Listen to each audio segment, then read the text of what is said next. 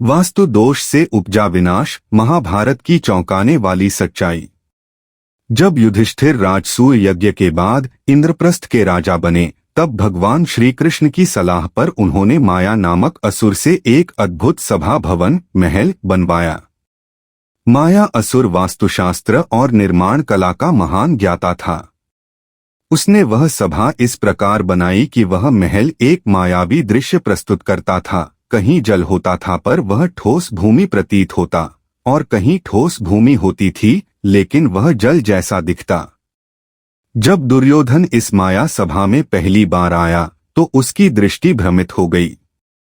उसने एक जलाशय को भूमि समझकर उसमें गिरकर स्वयं को अपमानित कर लिया।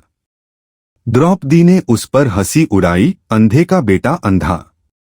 यहीं से दुर्योधन का क्रोध और बदले की भावना जन्मी, जो आगे चलकर महाभारत युद्ध का कारण बनी। महाभारत में स्पष्ट रूप से यह कहा नहीं गया कि सभा भवन में वास्तु दोष था, लेकिन संकेत मिलता है कि यदि भवन इस प्रकार मायावी बनाया जाए कि आगंतुक उसमें धोखा खाएं, तो वह दोषपूर्ण होता है। माया सभा में दिशाओं का संतुलन भंग किया गया था। जल और स्थल के बीच स्पष्टता नहीं थी। भ्रम पैदा करने वाला निर्माण मानसिक असंतुलन का कारण बना। वास्तुशास्त्र में कहा गया है कि भवन में जो भ्रम उत्पन्न करे, जो प्रकृति से उलट हो, वह वास्तु दोष कहलाता है।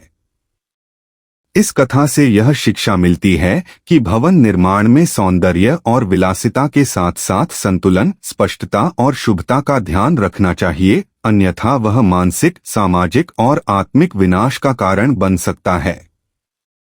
मित्रों, हम आशा करते हैं कि आपको ये जानकारी अच्छी लगी होगी।